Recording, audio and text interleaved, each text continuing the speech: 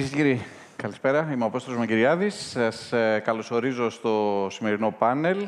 Μιλάμε για την έννοια της παραγωγικότητας και θα προσπαθήσουμε να δούμε και να ανιχνεύσουμε δρόμους για το πώς η Ελλάδα μπορεί να πραγματοποιήσει άλματα παραγωγικότητας.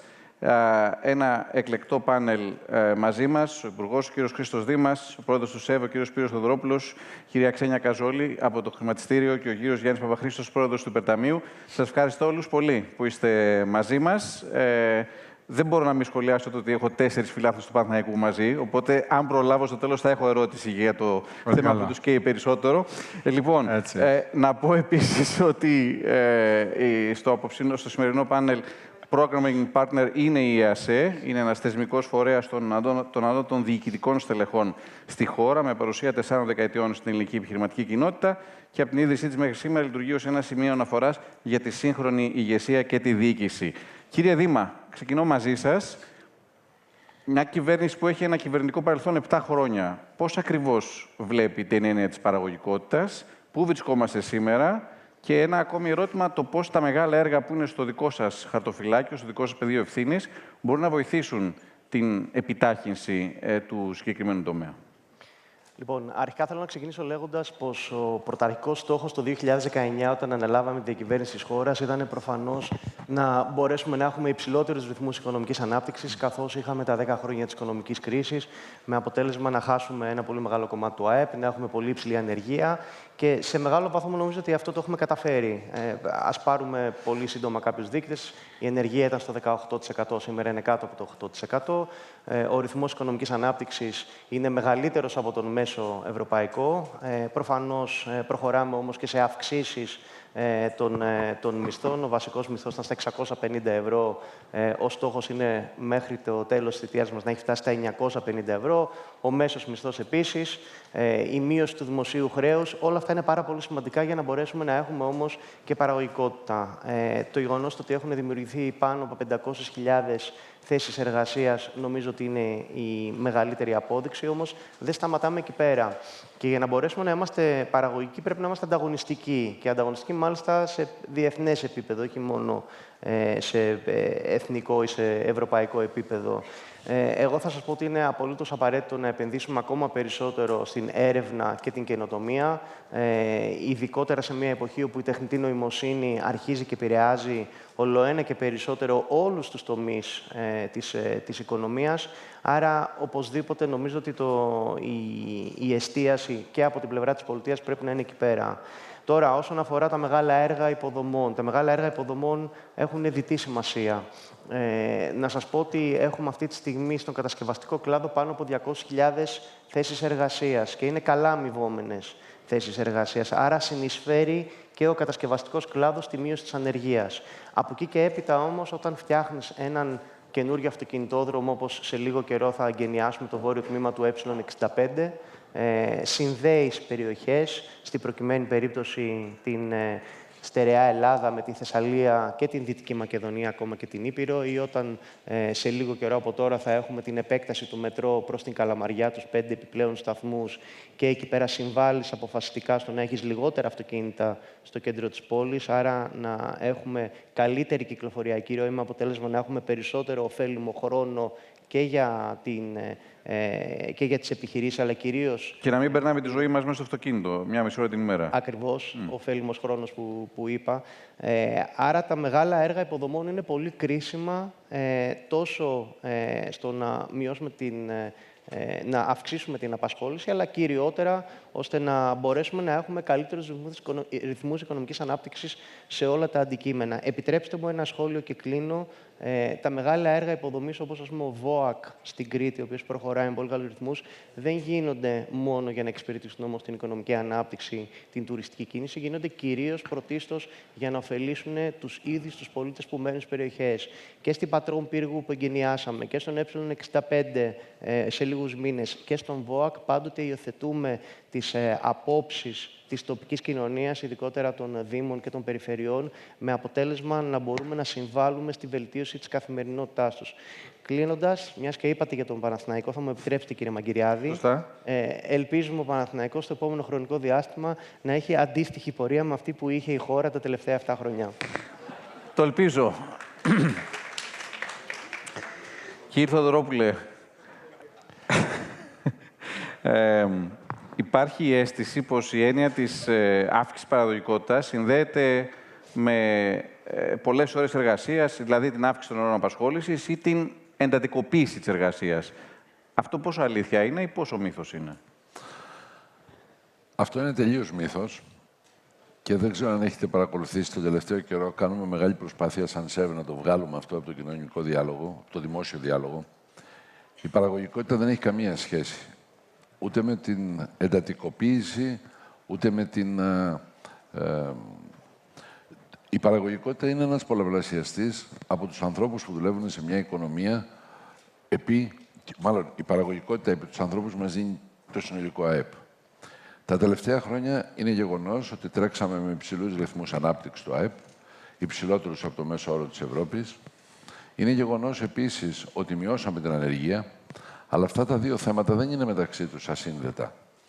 Διότι ακριβώς αυξήσαμε το ΑΕΠ επειδή μειώσαμε την παραγωγικότητα, επειδή μειώσαμε την ανεργία ή, αν θέλετε, επειδή μειώσαμε την ανεργία, μεγαλώσαμε το ΑΕΠ. Από εδώ και πέρα όμως, επειδή οι δεξαμενές της ανεργίας στην Ελλάδα αρχίζουν να λιγοστεύουν και προς το παρόν μόνο στο κομμάτι μη εργαζόμενες γυναίκες έχουμε ακόμα δεξαμενή στην οποία μπορούμε να εντάξουμε. Η παραγωγικότητα είναι ο μοναδικός τρόπος από εδώ και πέρα να αυξήσουμε το ΑΕΠ και ο μοναδικός τρόπος να αυξήσουμε τους μισθούς.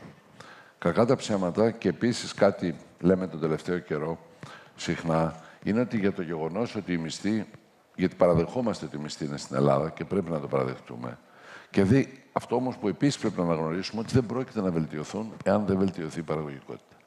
Πρέπει να πούμε τα πράγματα καθαρά και με το όνομά τους.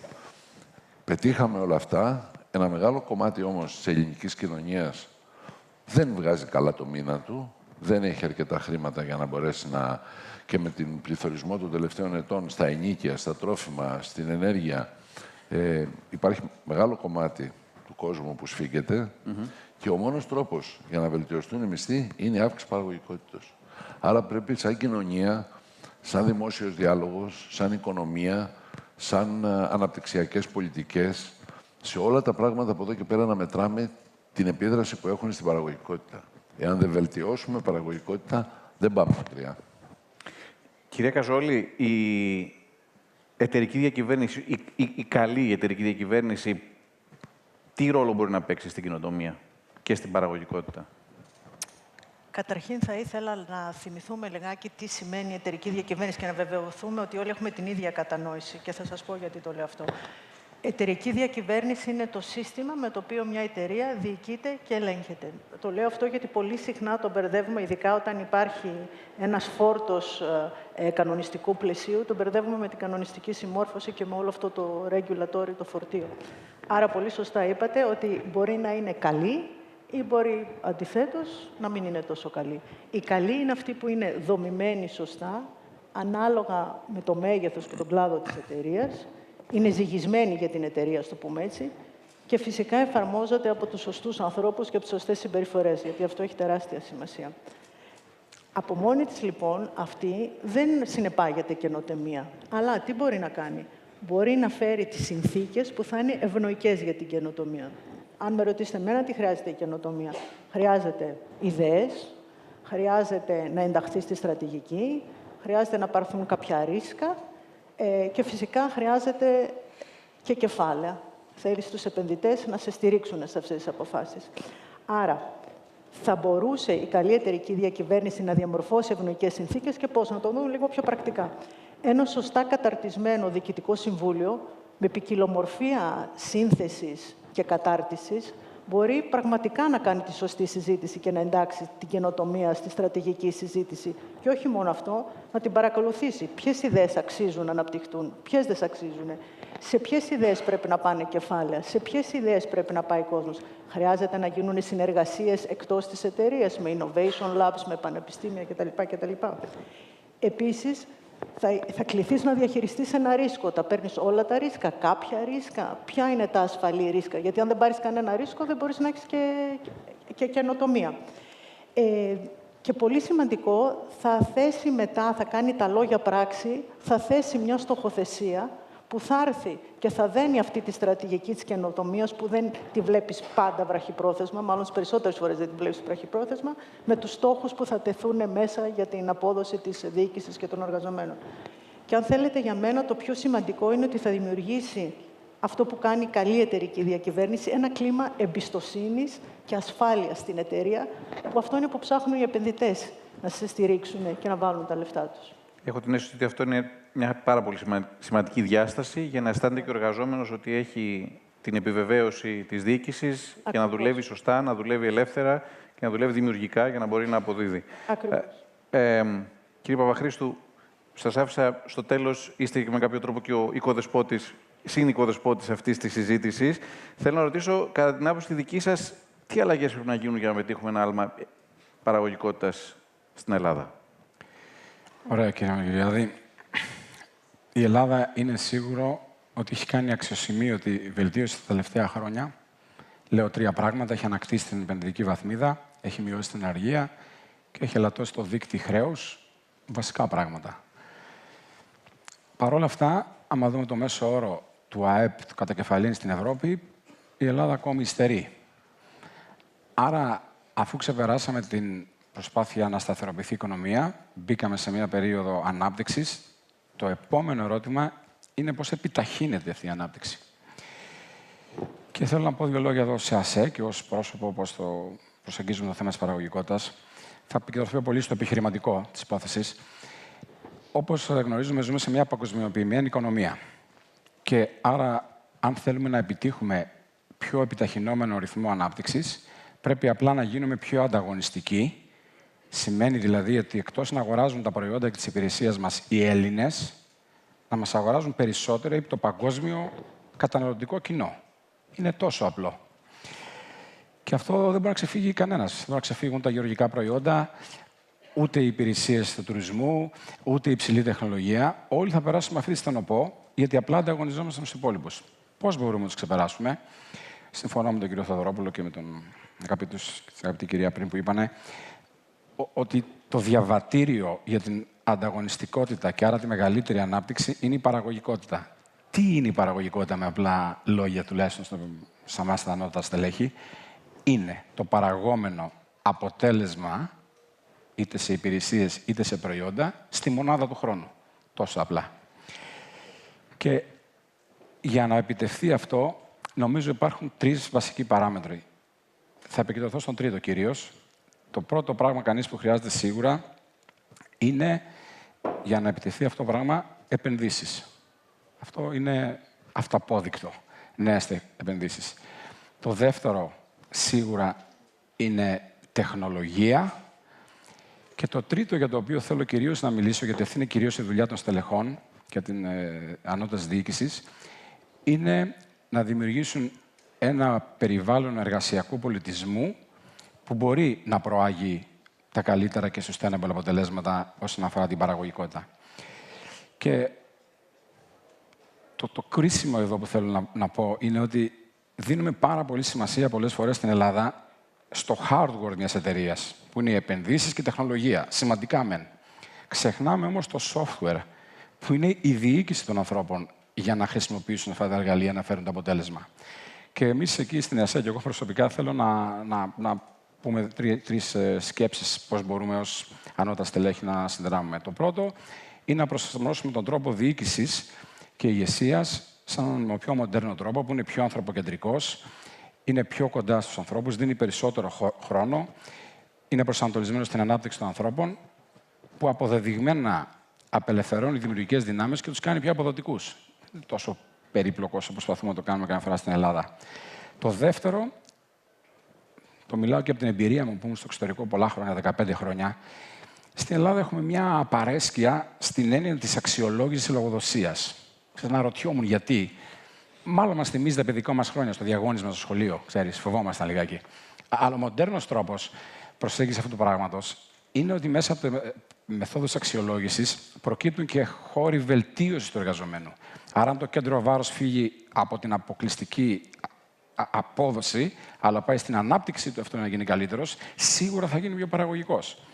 Και το τρίτο που θέλω να πω, πάλι το διαπιστώνω από την εμπειρία μου στις χώρες δουλεύοντας, μεγάλο βάρος στην Ελλάδα, στο σχολείο, στις εταιρείες μας για τα hard skills.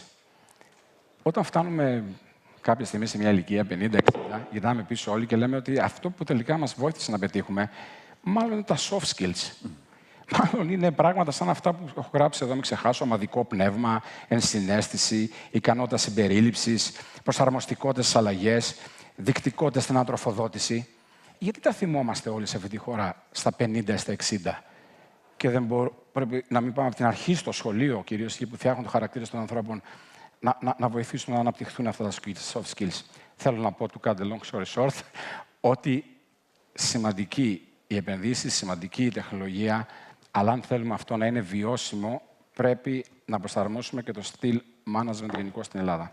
Για να γλυκάνω λίγο το χάπι της ζήτησης στην Ελλάδα, χθες βασικό θέμα στο Guardian ήταν η κριτική που ασκείται για την έμφαση που δίνει το εκπαιδευτικό σύστημα της Βρετανίας στις εξετάσεις και όχι στην ανάπτυξη των soft skills. Άρα νομίζω ότι αυτό είναι ένα συνολικά ευρωπαϊκό θέμα. Μπορεί να είναι και ζήτημα μιας άλλης συζήτησης σε ένα επόμενο πάνελ στο Φόρουμ των Δελφών.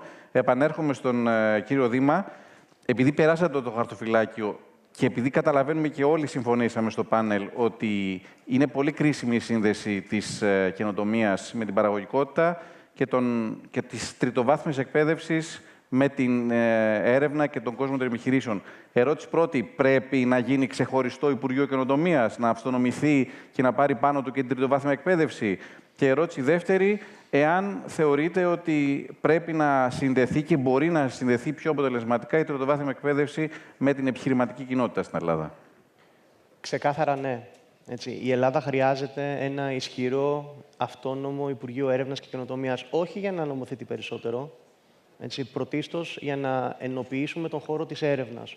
Ο στόχος δεν πρέπει να είναι μόνο... Και να απορροφήσει και τα ΑΕΗ. Βεβαίως. Η ενοποίηση όλου του χώρου της έρευνας. Η έρευνα διεξάγεται τόσο στα πανεπιστήμια, στα ερευνητικά κέντρα, στις επιχειρήσεις, στις νεοφυείς επιχειρήσεις. Άρα είναι απολύτως απαραίτητο να μπορούμε να έχουμε μια ενιαία εθνική ερευνητική πολιτική. Άρα χρειάζεται οπωσδήποτε ένα ισχυρό αυτόνομο Υπουργείο.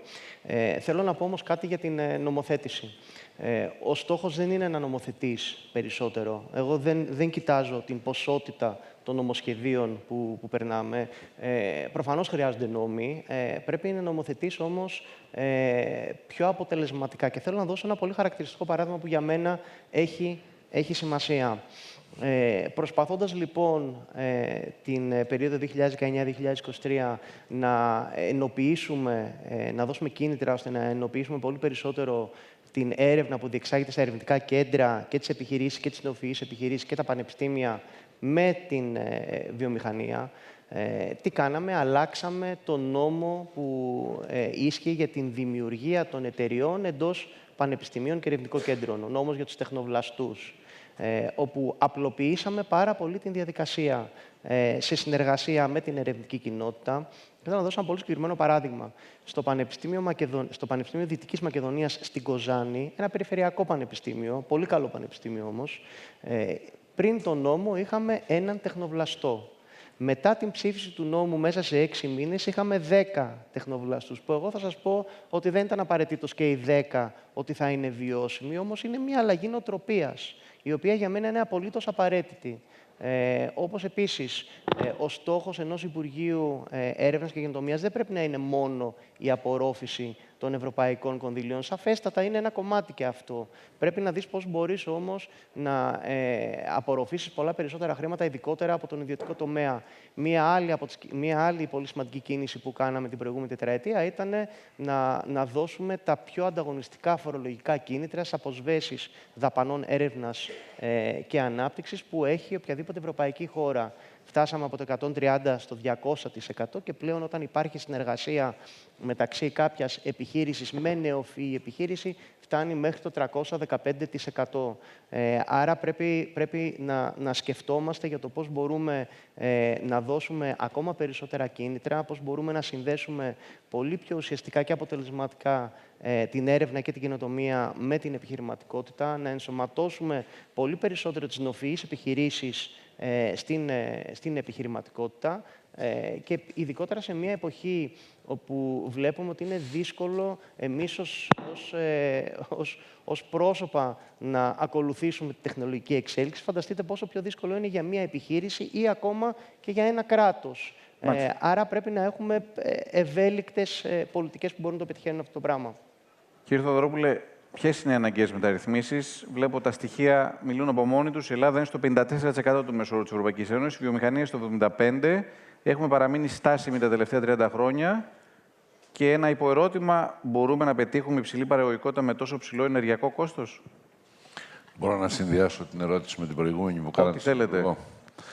Ρωτήσατε τον κύριο Υπουργό εάν πρέπει να φτιάξουμε ένα Υπουργείο. Αυτόνομο. Εγώ συμφωνώ να κάνουμε ένα νέο Υπουργείο με μία όμως προϋπόθεση. Να καταργήσουμε 2, 3 ή 5 άλλα. Ποια? Κοιτάξτε. Είπα ότι θα συνδυάσω τις δύο ερωτήσεις. Δεν θα πω ποια, αλλά θέλω να πω το εξής. Κανένας δεν μπορεί να έχει αντίρρηση στην Ελλάδα ότι μία από τις μεγάλες πληγές της Ελλάδος είναι η περίφημη συναρμοδιότητα των Υπουργείων. Που για να κάνουμε ένα βήμα, σε κάθε φορά χρειαζόμαστε 3 και 4 διαφορετικές υπογραφές, πράγμα το οποίο δυσκολεύει τη ζωή όλων μας. Άρα λοιπόν η πρώτη μεταρρύθμιση είναι πρέπει να μειώσουμε το δημόσιο τομέα. Μάλιστα.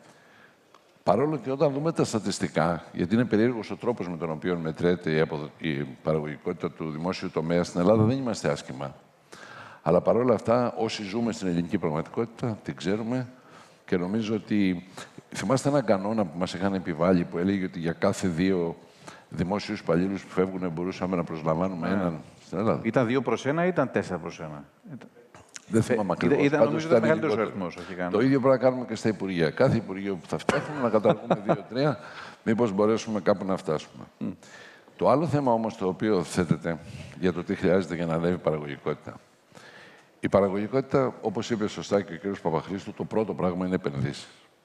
Και κάτι που πρέπει να το λέμε είναι ότι για τη χαμηλή παραγωγικότητα στην Ελλάδα δεν φταίνε οι εργαζόμενοι, φταίνε οι επιχειρήσεις. Φταίει οι επιχειρήσεις και φταίει και ο δημόσιος τομέας, αν θέλουμε να είμαστε ειλικρινείς. Χρειαζόμαστε λοιπόν από την πλευρά των επιχειρήσεων πολύ περισσότερες επενδύσεις. Χρειαζόμαστε μεγαλύτερο πνεύμα καινοτομίας. Χρειαζόμαστε μεγαλύτερη διάθεση για ανάληψη ρίσκου, να μπορέσουμε να υιοθετήσουμε πιο καινοτόμες λύσεις. Άλλωστε, η παραγωγικότητα τι είναι? Να κάνουμε την ίδια δουλειά που κάναμε χθες, χρησιμοποιώντας λιγότερους πόρους. Ο ένας τρόπος. Και ο άλλος είναι να χρησιμοποιούμε τους ίδιους πόρους και να παράγουμε περισσότερα αγαθά ή υπηρεσίες. Αυτές είναι, δεν χρειάζονται, δεν είναι μια πολύπλοκη άσκηση. Και βέβαια, ένα άλλο θέμα το οποίο μας ταλαιπωρεί πολύ είναι το μέγεθος των ελληνικών επιχειρήσεων. Γιατί αν δείτε για τη βιομηχανία, οι μεγάλες επιχειρήσεις είναι στο 78% του μέσου της Ευρώπης, οι μεσαίες επιχειρήσεις είναι στο 39% του μέσου της Ευρώπης και οι μικρές επιχειρήσεις είναι στο 19% του μέσου της επιχειρήσης. Ένα πρόβλημα λοιπόν που μας ταλαιπωρεί είναι το μέγεθος της επιχείρησης. Δεν ξέρω αν πρέπει να γκρινιάξουμε ότι δεν υπάρχουν φορολογικά κίνητρα, γιατί και κάθε φορά που δίδονται φορολογικά κίνητρα δεν συγχωνεύονται οι επιχειρήσεις. Είμαστε οπαδοί της άποψης μοναχός όσο χόρευε και όσο θέλει σπίδα. Δεν θέλουμε να συγχωνευτούμε, δεν θέλουμε να κάνουμε μεγαλύτερες επιχειρήσεις. Είναι στο DNA μας αυτό. Ο καθένας θέλει να είναι αρχηγός στη δουλειά του. Και επειδή μιλήσαμε για υπουργεία, το να μειωθούν τα υπουργεία εμείς δεν το λέμε θεωρητικά, το έχουμε δεχτεί και στην πράξη. Αρκεί να σας πω ότι παρόλο ότι η μεταποίηση από μόνη της είναι μεγαλύτερο κομμάτι του ΑΕΠ από ότι είναι ο τουρισμός μαζί με την ναυτιλία, θέλω να υπενθυμίσω ότι δεν έχουμε Υπουργείο Βιομηχανίας και εμείς δεν έχουμε βγει να το κάνουμε σημαία, δεν γκρινιάζουμε, γιατί πιστεύουμε στα λιγότερα Υπουργεία. Και ενώ υπάρχει και Υπουργείο Ναυτιλίας και Υπουργείο Τουρισμού. Σαφές. Λοιπόν, ας πάρουμε πάσα, κυρία Γαζόλη, από όσα είπε τώρα ο κύριος Θοδωρόπουλος. Η ραχοκοκαλιά της ελληνικής οικονομίας είναι η μικρομεσαία επιχείρηση. Τα όσα είπαμε για την εταιρική διακυβέρνηση που ισχύουν σε μεγάλο βαθμό στις μεγάλες επιχειρήσεις, μπορούν να βρουν πεδίο εφαρμογής στη μικρομεσαία ή στη μικρή επιχείρηση, για να αυξηθεί η παραγωγικότητα εν προκειμένου? Βεβαίως. Εδώ νομίζω πρέπει να δούμε κάποιες ιδιαιτερότητες και θα συμφωνήσει και ο κύριος Θοδωρόπουλος και νομίζω και όλοι είναι στο πάνελ.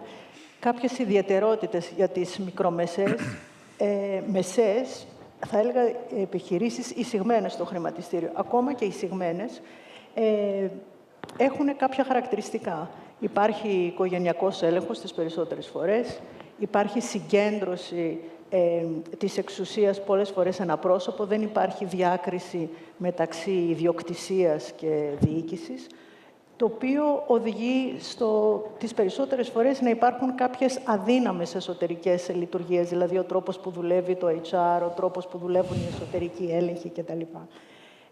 Και ένας, θα έλεγα πάλι, συγκεντρωτισμός στις αποφάσεις. Αυτό από μόνο του δεν είναι καλό ή κακό, απλώς κάνει τα πράγματα πιο περίπλοκα και σίγουρα κάνει τα πράγματα πιο περίπλοκα, αν όχι για το σήμερα, γιατί μπορεί να πηγαίνει θαυμάσια η εταιρεία σήμερα, σίγουρα τα κάνει πιο περίπλοκα για το αύριο. Λοιπόν, εκεί τι χρειαζόμαστε? Εκεί χρειαζόμαστε λιγάκι να βγούμε έξω από το comfort zone, που είναι το πιο δύσκολο, δηλαδή να έχεις, και πάλι θα επανέλθω στα σωστά άτομα στο Διοικητικό Συμβούλιο, που έχουν φωνή, που δεν είναι απλά διακοσμητικά, που έχουν τη δυνατότητα να αμφισβητήσουν ίσως κάποιες παγιωμένες πρακτικές, που μπορεί να είναι στο τέλος να είναι αυτές οι καλές πρακτικές, αλλά να γίνει κάποια επικοδομητική συζήτηση, να φέρουν τις βέλτιστες πρακτικές από το χώρο τους και να δουν αν εφαρμόζονται και να εισαχθούν όλα αυτά που είπε ο κύριος Θοδωρόπουλος, που θα ενισχύσουν την παραγωγικότητα και την εμπιστοσύνη. Να μπουν διαδικασίες διαφάνειας, να υπάρχει κάποια σωστή στοχοθεσία, τα κριτήρια να είναι αντικειμενικά, προσυμφωνημένα, όχι υποκειμενικά. Η απόφαση της στρατηγικής να είναι απόφαση μιας ομάδας που την έχει συζητήσει, την έχει ζυγίσει, να υπάρχει μια μετά απόδοση. Πάμε σύμφωνα, είναι εκεί που πρέπει να πάμε. Και σε όλα αυτά θα βοηθήσει πάρα πολύ αν σε κάποια στιγμή γίνει ο διαχωρισμός μεταξύ της διοίκησης και της ιδιοκτησίας, γιατί βοηθάει αυτές τις πιο δύσκολες συζητήσεις που είναι η σωστή στοχοθεσία, βοηθάει την πολύ δύσκολη συζήτηση που είναι στην Ελλάδα για τη διαδοχή και όλο αυτό μπορεί να φανεί σαν ένα, πώς να σας το πω, έξτρα εμπόδιο για την καθημερινή λειτουργία της εταιρείας, αλλά πραγματικά πιστεύω ότι της δίνει ένα ανταγωνιστικό πλεονέκτημα για το αύριο. Υποπτεύαμε ότι αυτή ίσως είναι και η πιο δύσκολη μεταρρύθμιση από όλες. Αυτός ο διαχωρισμός. Ωραία. Κύριος Παπαχρήστου, για το κλείσιμο αυτού του πάνελ, με την ερώτηση για το τι προτείνει και η ΑΣΕ για την αύξηση της παραγωγικότητας. Ωραία. Η ΑΣΕ, όπως γνωρίζουν οι περισσότεροι, εκπροσωπεί την ανώτερη διοίκηση επιχειρήσεων στη χώρα. Είναι περισσότερα 500 μέλη. Άρα υπάρχουν στελέχη από όλους τους κλάδους της οικονομίας, με εμπειρία και στην Ελλάδα και στο εξωτερικό. Και καθίσαμε και δίδαμε όλες τις καλές πρακτικές πολλών επιχειρήσεων, 500 λέω τον αριθμό, και καταλήξαμε σε κάποιες βασικές προτάσεις, τις οποίες τις έχουμε βάλει ήδη με μια press conference που κάναμε στο δημόσιο διάλογο και θα επαναλάβω ακροθυγώς τις πιο σημαντικές για να μην επεκταθώ τώρα, δεν έχουμε και πάρα πολύ χρόνο. Οι οποίες συνδυάζουν σε μεγάλο βαθμό αυτά που ακούστηκαν πριν, χωρίς να έχουμε συνοηθεί πραγματικά. Είναι spot on, άλλωστε δεν είναι τυχαίο ότι και οι τρεις εδώ είναι παραδείγματα παραγωγικότητας. Το λέω εγώ, το λέει η ιστορία τους. Οπότε δεν είναι και περίεργο αυτά που λένε να συνδυάζουν και με αυτά που περιγράφουμε εδώ στην ΕΑΣΕ. Λοιπόν, το πρώτο πράγμα που πιστεύουμε ότι χρειάζεται περισσότερο είναι να γίνει καλύτερη και μεγαλύτερη σύνδεση της εκπαίδευσης και της έρευνας με την πραγματική οικονομία. Εκεί που παράγεται η γνώση, να υπάρχει εύκολος διάβλος να είναι αποτελεσματική. Τώρα, περί των Υπουργείων δεν θα επεκταθώ, γιατί δεν χρειάζεται νομίζω. Δεύτερο, να δημιουργηθούν οι σωστές συνθήκες, πολύ σωστά υπόθηκε πριν, για να ανθίσει η καινοτομία μέσα από καλή και σωστή εταιρική διακυβέρνηση. Και τρίτον, γενικώς να δημιουργηθούν στη χώρα ένα περιβάλλον τέτοιο που να βοηθάει να ανθίσει η εφαρμοσμένη καινοτομία. Γιατί άμα δούμε τους δείκτες, το πρόβλημα μας είναι όχι τόσο πολύ ο αριθμός των καινοτομιών, αλλά αυτές που εφαρμόζονται στην πραγματική οικονομία. Εκεί λοιπόν θα πω μόνο 3 προτάσεις, πολύ συγκεκριμένες, επειδή πάρα πολλές, αλλά θα πω μόνο 3.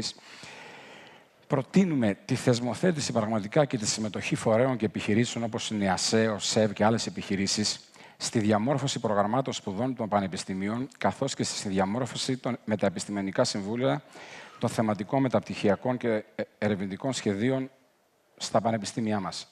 Όλοι έχουμε περάσει από εκεί. Έχουμε αφαιρέσει άπειρες ώρες. Εάν ένα μεγαλύτερο κομμάτι από αυτό έβγαινε στην πραγματική οικονομία, θα είχαμε πολύ μεγαλύτερο αποτέλεσμα. Δεν είναι πολύ δύσκολο. Τώρα θα γίνει με Υπουργείο ή χωρίς Υπουργείο, η θέληση είναι. Αυτό το οριζόντιο πάντως είναι που κάνει η Αμερική. Η οριζόντια σύνδεση των πραγμάτων. Το δεύτερο που ήθελα να βάλω εδώ στη συζήτηση είναι Να δημιουργηθούν φορολογικά κίνητρα σε ελληνικές επιχειρήσεις. Κάνουμε φορολογικά κίνητρα, έχουμε μια τάση στην Ελλάδα, έχουμε ένα πληθωρισμό σε αυτό. Ας κάνουμε και ένα φορολογικό κίνητρο για τις ελληνικές επιχειρήσεις που λειτουργούν ως πρώτος πελάτης ελληνικών ερευνητικών ομάδων, δοκιμάζοντας και αξιοποιώντας καινοτομίες. Δεν είναι πάρα πολύ δύσκολο να γίνει και αυτό. Και το τρίτο, και το θέλω να πω, να εφαρμοστεί, όπως υπόθηκε πάρα πολύ σωστά πριν, η εταιρική διακυβέρνηση όχι μόνο στις μεγάλες επιχειρήσεις. Η ραχοκοκαλιά της ελληνικής οικονομίας είναι μικρές και μεσαίες επιχειρήσεις. Δεν μπορούμε να τις ξεχάσουμε αυτές αυτό το όλο πράγμα, έτσι ώστε να φτάσουμε σε αυτό που πιστεύουμε στην ΕΑΣΕ, ότι είναι η ίδια όψη του ίδιου νομίσματος, η παραγωγικότητα και η καινοτομία. Λοιπόν, ιδρύσαμε υπουργεία, καταργήσαμε υπουργεία, μιλήσαμε για αναγκαίες μεταρρυθμίσεις. Εκφράσαμε αισιοδοξία για τον Παναθηναϊκό. Ένας φίλαθλος του Άρη μπορεί να σας πει υπομονή. Ευχαριστούμε πάρα πολύ όλους. Και εσείς ήσασταν εδώ. Για σας υπομονή. Σήμερα. Να είστε καλά. Για σας υπομονή.